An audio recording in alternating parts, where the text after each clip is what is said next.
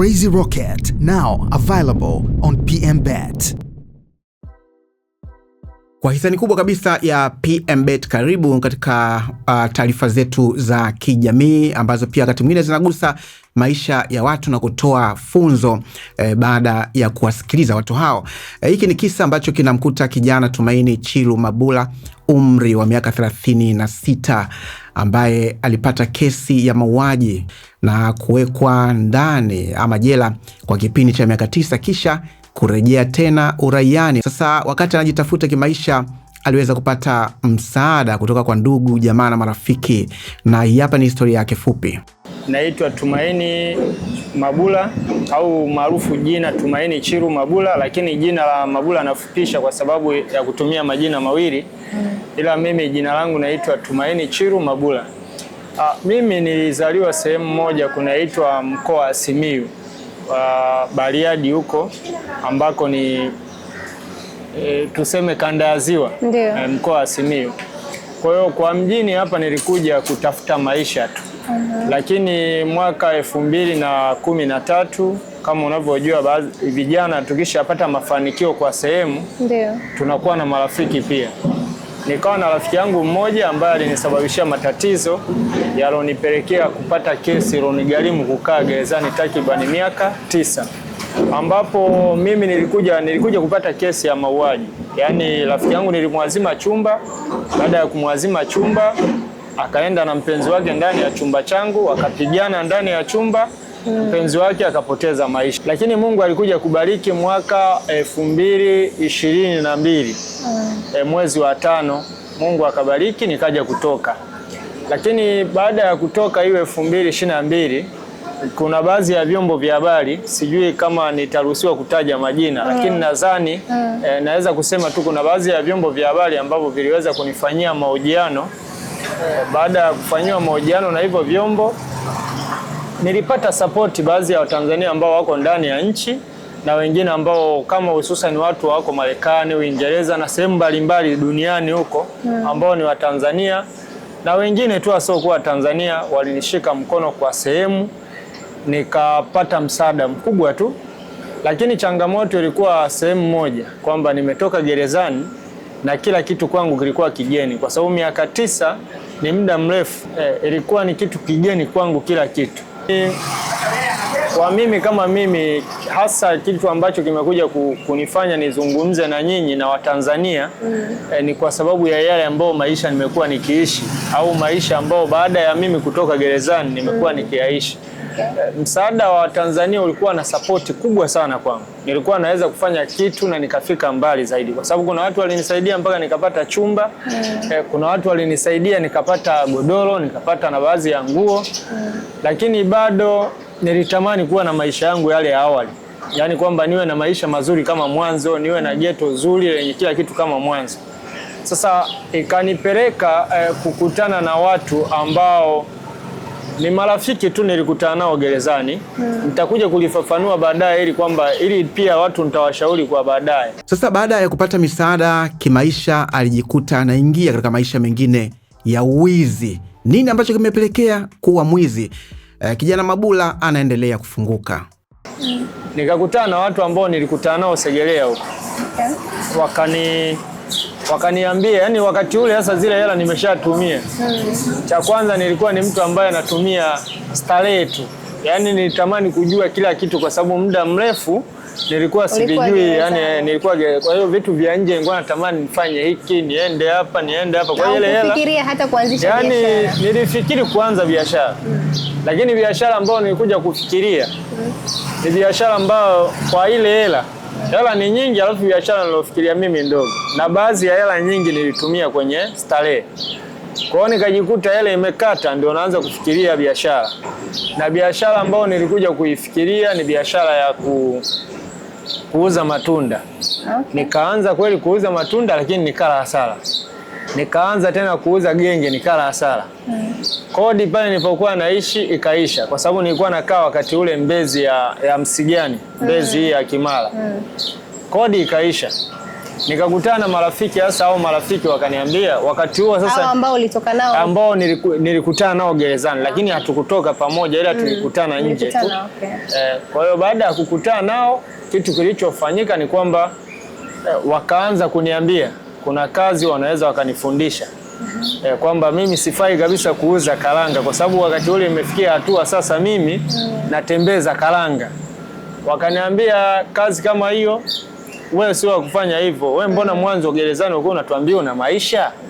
Na ulikuwa na maisha yako. Leo kweli wewe wa kuuza karanga, sijui ulikuwa unasema unauza matunda, sijui nini. Kaanza kukushawishi. Sasa wakaanza kunishawishi, nikamwambia kazi gani mnaweza kunifunza mimi nikawa na maisha?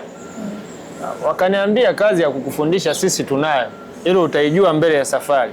Nikasema nitaijua mbele ya safari. Ya kazi gani? Wakaniambia wewe unapoishi vipi? Kodi yako inasoma? Nikamwambia kodi yangu haisomi. Wakaniambia basi angalia namna ambayo wewe unaweza kufanya, lakini pia kazi inaweza kuanzia hapo unapoishi. Nikamwambia hapa ninapoishi inaweza kuanzia hapo. Usema kweli walikuja wakapaona pale namna mazingira ninapoishi, kwa sababu mimi nilikuwa na godoro na nilikuwa na nguo zangu tu na shuka nini na nguo zangu na vyombo vidogo vidogo. Walipokuja wakaona, wakaniambia lete hiyo funguo ambao uko nayo ya nyumba ya kwangu pale. Wakaiangalia funguo, wakaangalia vile vitasa vya milango. Walivyoangalia wakasema hii inaingia kwenye baadhi ya milango, hapa inaingia. Kwa hiyo wakaniambia target siku ambao watu hawapo, kazi ilianzia hapo. Kwanza godoro la watu pale tuliondoka nalo, godoro nakumbuka ni godoro na gesi ndogo tukaondoka nayo, vya watu sio vyangu. Hapo maeneo ambayo ulikuwa umepanga. Ambapo nimepanga. Sasa nafsi yangu iliniuma kwa sababu sijawahi kufanya hivyo na ndio mara ya kwanza kwenye maisha yangu. Kwa hiyo kitu cha pili kilichofuata baada ya kubeba vile vitu, tulipakia kwenye bajaji tu. Tukawa tumeondoka mpaka Tandale. Tandale tukufika, kwanza nikakutana na geto ambalo wanakaa watu sasa zaidi ya, yani wako 6. Yani mimi ni wa 6. Umeona? Geto moja. Alafu kuna wadada wale. Kuna wadada wengine walikuwepo kama 3 hivi. Mnakaa chumba kimoja. Hao wadada tu wamekuja pale, ni watu wao yani. Kwa hiyo sasa sherehe iliyoandaliwa pale, zimeandaliwa bangi. Mimi sitaogopa kutaja bangi hapa kwa sababu ni vitu ambavyo nilikuwa navitumia. Zimeandaliwa bangi pale. Zimeandaliwa pombe. Pombe hizi pombe kali. Na vitu vingine na vyakula. Lakini asilimia kubwa naambiwa ni sherehe ya kumpokea mtendakazi mpya, mwanachama mpya, mtumishi mpya kwenye chama chao cha ukibaka hicho. Kwa katika hivyo vitu, hata katika starehe zangu sikuwahi kutumia pombe, lakini nilijikuta natumia. Nilijikuta ni mtu ambaye naanza hasa kutumia, pamoja na kula zile starehe zote zile hela nilizosaidiwa, lakini sikusubutu kunywa pombe. Ila mara ya kwanza nikaanza kutumia pombe. Nikatumia pombe, nikatumia bangi kwangu nilipotumia kwanza nikawa naona dunia yani kama ya kwangu yani kama yangu yani, kwa sababu ni mara kwanza yani. Nikaona hiki kitu ni kigeni, ni starehe mpya. Nilikuwa sivuti sigara, kuanzia kuvuta sigara nilianzia hapo. Nikawa navuta sigara, nikawa ni mtu wa bangi, na kazi ya kwanza ukiacha kule nilikokuwa naishi, kazi ya kwanza ilianzia pale. Ilianzia pale kivipi? Baada ya kufika saa 3 usiku. Nimeshaleweshwa pombe, nimeshaleweshwa pombe na nimeshavutishwa pia hivyo vilevi kama bangi. Na kilevi kingine ni gundi ya viatu. Watu hawajui kama gundi ya viatu ni moja hapo ya kilevi kikubwa sana. Haunywi, ile unavuta ile hewa, unaifunika kwenye, kama ushawahi kuwaona watoto wa mtaani wanakuaga ile gundi wanaifunika kwenye chupa. Alafu baadaye anakuwa anavuta ile hewa.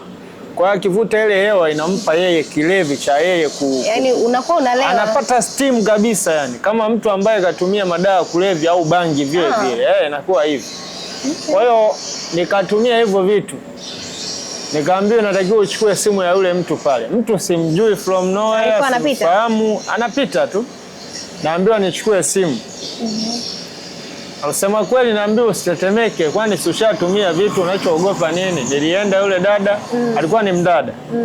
Nikamwambia naomba simu yangu. Unaomba simu yangu kivipi? Wao wakaongea sasa. Ina maana sister uelewi unachoambiwa au inakuwa? Mlikuwa mnashirikiana. Umeona? Uelewi unachoambiwa au? Kuona timu ya watu wengine nyuma huko na sura zenyewe hazieleweki. Ikabidi yule dada anipe simu, anipe na pochi. Alafu nikamwambia tembea. Akatembea na kuanzia hapo ndo alianza kuwa maisha yangu. Kuanzia hiyo mwaka 2022 nakumbuka ilikuwa ni mwezi wa 11. Yalianza kuwa maisha yangu. Nilianza sasa mimi ukikutana na mimi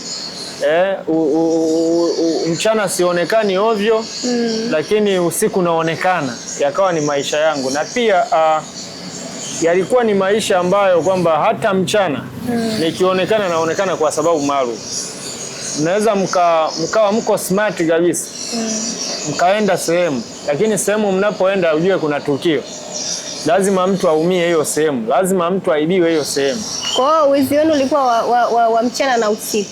Yaani wakati mwingine nilikuwa tunatumia pikipiki, bodaboda.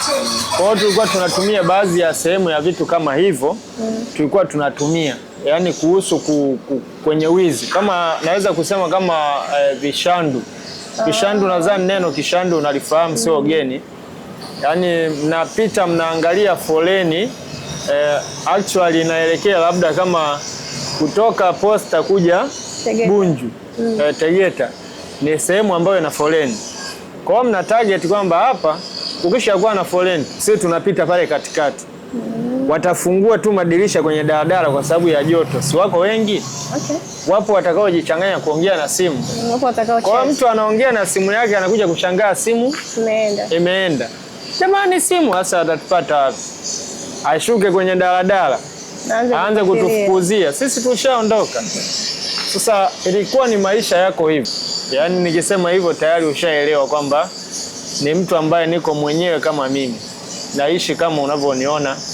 Lakini ni sehemu ya maisha ambao niko nayo.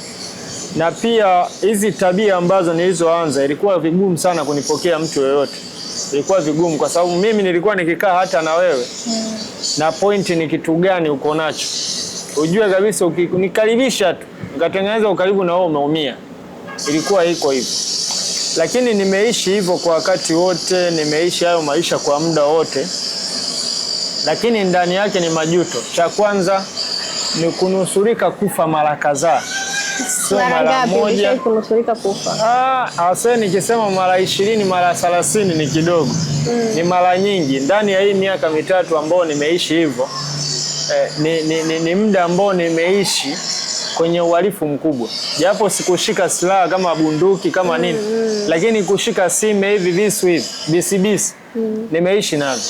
Na sikuwahi kumuua mtu pia katika uhalifu huo, lakini kuwapa watu majeraha nimeshiriki.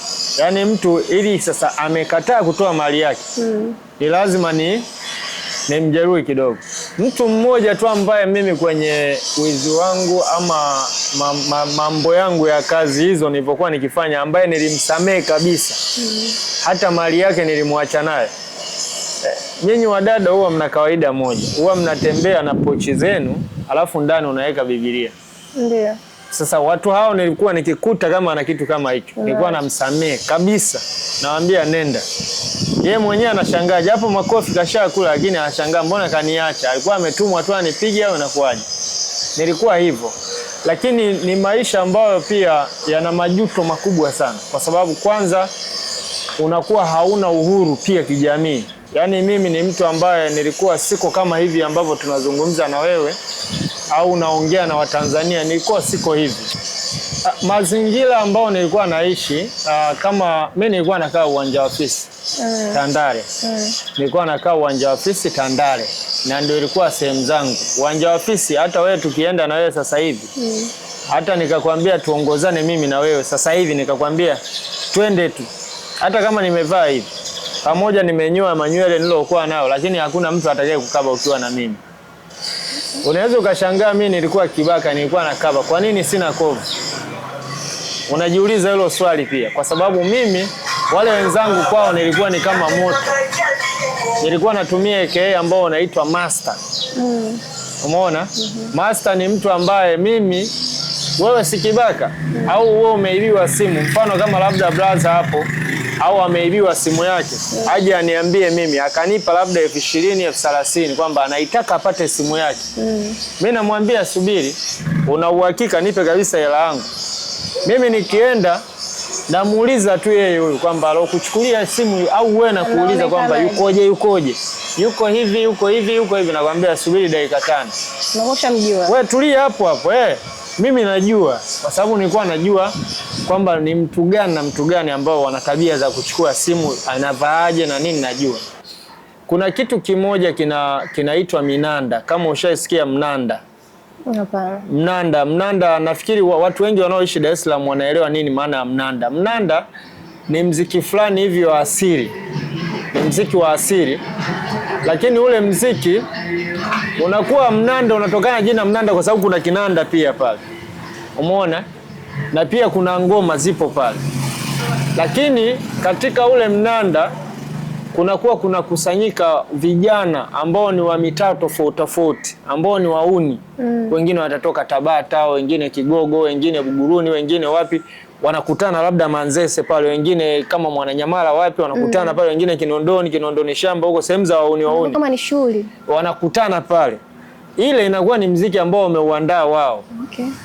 Lakini pale wanapokutana pale ni sehemu ambao sasa kunapigwa ule mziki, lakini vitu vinavyotumika pale ni bangi, sigara, pombe kali, vitu kama hivyo. Na kuna majina katika wale waimbaji wanakuwa wanayataja pale. Wanakuwa wanataja mfano kama mimi, Master Boy. Au Master Plan. Maana yake akitaja hilo jina, au watu wengine ambao ni wauni wengine huku wanakuwa wanajiuliza kwamba hilo jina la Master, wewe hiyo namba chafu. Hiyo namba haifai kabisa. Yaani wewe ukikutana naye kimbia. Lakini baada ya mwisho wa shughuli hiyo, kinachofuata ni wizi. Yaani kwamba watu ikishafika usiku sasa, hapo hamna anayesalimika. Yaani ukikutana nao kimbia, umeona? Na kitu kingine, kumekuwa na hii miziki, sisemei miziki ya segeri kwamba vibaya. Wanaoimba wenyewe hawana shida. Lakini mimi nimesema waangalie na mashairi ambayo wanayatumia, kwa sababu kuna mashairi wanayatumia pia wanaelewa maana yake, kwamba kama mfano kuna kijana mmoja nisijomtaja jina, Sani? Nimekutana kwa sababu nimeshiriki katika hizo wizi naelewa. Inafika muda fulani mtu anasema mida imefika saa 7 saa 8. Anaanza kusema kwamba mida ya kuchomoa zuna. Kauli hizi zimekuwepo.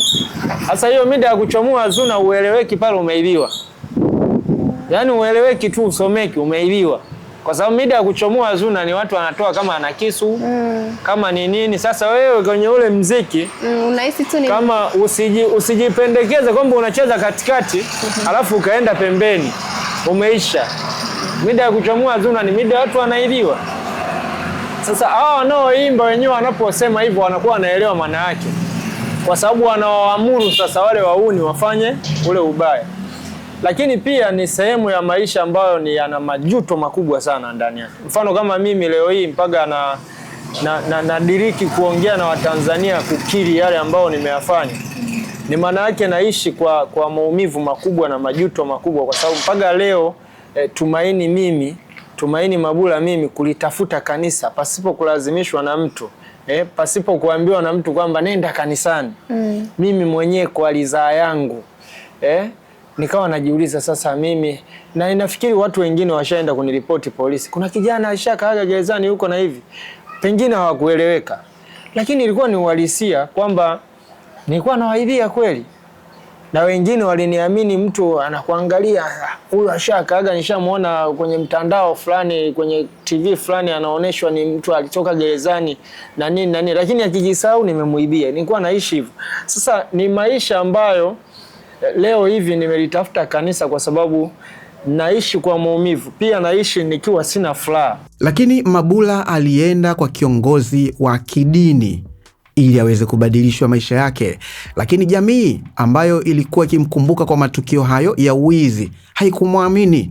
Ndipo kijana Mabula. Akasema kwamba kiongozi wa kidini peke yake hatotosha, wacha niende polisi kuweza kuomba msaada ili raia ama jamii iweze kumwamini. Cha kwanza nilimuuliza mchungaji kwamba nitakachokuambia usije ukanipeleka polisi. Ndio kitu cha kwanza ambacho tuliongea. Akaniambia kwa nini kupeleka polisi? Kwani wewe ni nani? Nikamwambia hata wewe nikikwambia usiniogope. Baada ya kumwambia sasa akaniambia niambie mimi ni mtu wa Mungu naweza kuhifadhi nini? Siri zako. Sisi wachungaji hatupaswi kutoa siri ya mtu nje ya mioyo yetu. Yaani kwamba ukiniambia kitu natakiwa nikihifadhi mwenyewe kama mwenyewe. Kwa hiyo kuhusu serikali za mtaa, baada ya mimi kuongea naye, cha kwanza alinipa nauli ya kurudi nyumbani. Nilimuomba nauli kwamba mimi nataka nirudi mkoani kwetu. Lakini baada ya kwenda nyumbani kwetu, maisha ya ndugu zangu hawakutaka kunipokea kwa sababu hawakuwa washapata feedback kuhusu mimi kwamba yule sasa hivi atakuwa ashakuwa mtu hatari. Na pia kitu kingine, CV yangu ya kukaa gerezani ilinipelekea kwamba wale ndugu zangu wasiniamini tena, wakanikataa.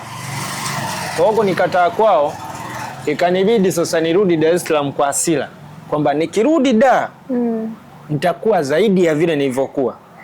Lakini baada ya kufika Dar nikatamani kurudi kwenye yale maisha, lakini nikafikiria kama nimeenda nimetubu kanisani, huenda nikifanya nitakufa.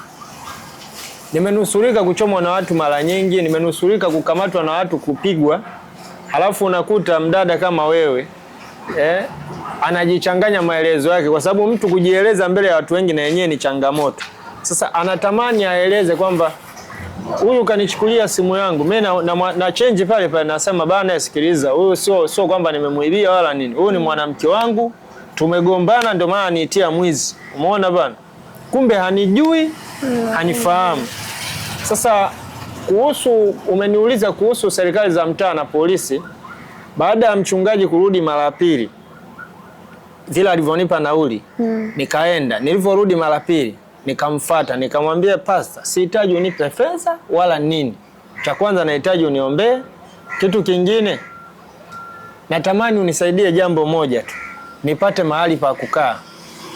Yaani hata kama nitawala chini kama hivi. Lakini nipate sehemu ya nini? Ya kukaa. Yaani nipate chumba. Alafu kama utaniunganisha na watu, nitakuwa nafanya kazi hata ya saidia fundi. Niko tayari, nimesalenda. Sitaki tena kufanyaje? Kufanya ubaya wote ule. Niko tayari kabisa kufanyaje? Kufanya kazi kama watu wengine. Kwa hiyo baada ya kumwambia hivyo alinisikiliza. Akaniambia unajua kwanza ulivyoniambia mwanzo nilianza kukuogopa. Cha kwanza mchungaji wangu sijui kama nilimshangaza au nilimuogopesha. Akaniacha kama dakika 3 au 5 hivi. Yeye akaingia ofisini kwake akaniambia subiri. Lakini alivyorudi akashangaa mimi nimeshajua choo kilipo, nimeshaoga na nimeshabadili kwa sababu nilikuwa na begi langu dogo. Nimeshabadilisha na nguo kiasi cha kwamba alipiga hesabu akaji dakika 5 aoge abadili nguo, yani kuingia na kutoka yeye kashabadili na kasharudi hapa. Akaanza kuogopa. Lakini nikamwambia usiwe na hofu, mimi siwezi kufanya ubaya tena. Kwa hiyo akanipa hela kwa siku hiyo, nikaenda kulala lodge. Nilipolala lodge na kesho yake nikaenda kulala lodge, huku process za kuanza kutafuta chumba zikiwa zinaendelea.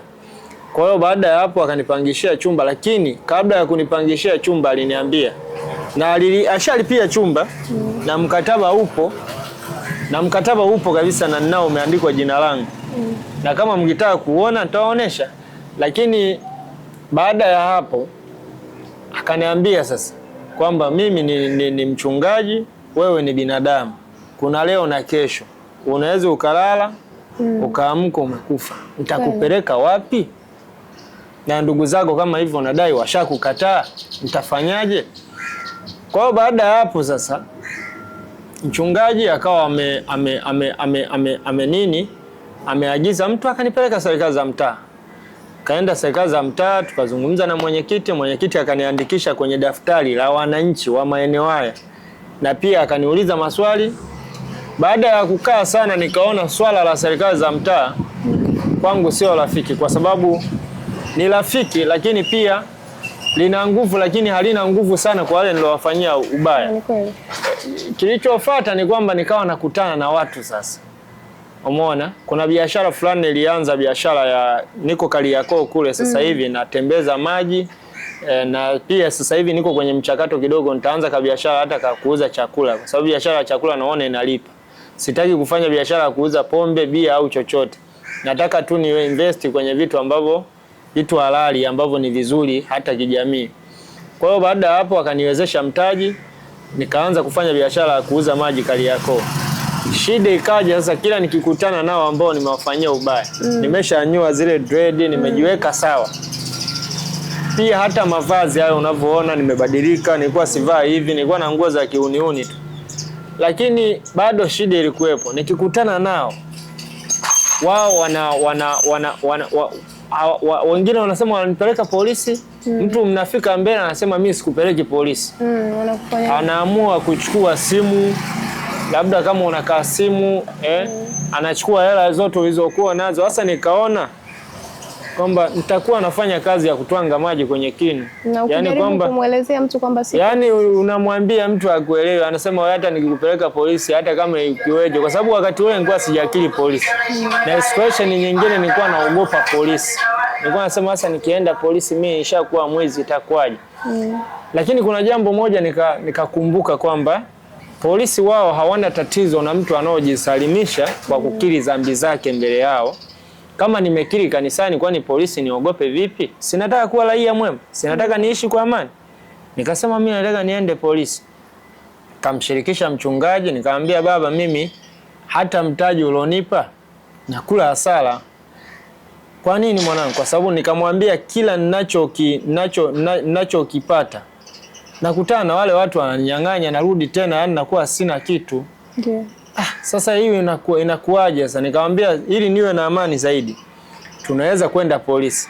Tukaenda polisi, kituo cha Salasala pale, akatupokea kiongozi pale, afande, akamueleza kwamba kijana ni mtu yuko hivi, na mimi mwenyewe nikajieleza kwake, na baada ya pale akanikabidhi mtu. Kwa hiyo sasa baada ya kufika pale kajisalimisha, ikawa iko hivyo. Lakini pia kwa mimi kama mimi nikawauliza swali. Nikawaambia, afande, mimi nimefanyia ubaya watu wengi. Ndio. Na pia mimi nataka niwe funzo tu kwa wengine. Nataka wengine kuwatoa pia kule waliko, kuwaleta huku ambako nimeamua kuja. Sasa je, naruhusiwa kuzungumza kwenye media nikiri dhambi zangu kwa Watanzania? Kwa sababu mimi sitaki tena kufanya ubaya. Na hata Watanzania niliowafanyia ubaya ambao wananiangalia hapa na wananisikia hapa kwenye hii TV, nawaambia kabisa, ndugu zangu, Watanzania wenzangu, pale ambapo nimewakosea, na sio pale ambapo nimewakosea, nimewakwaza sana watu wengi, nimewafanyia ubaya watu wengi, nisamee sana na naomba radhi kwenu katika hili.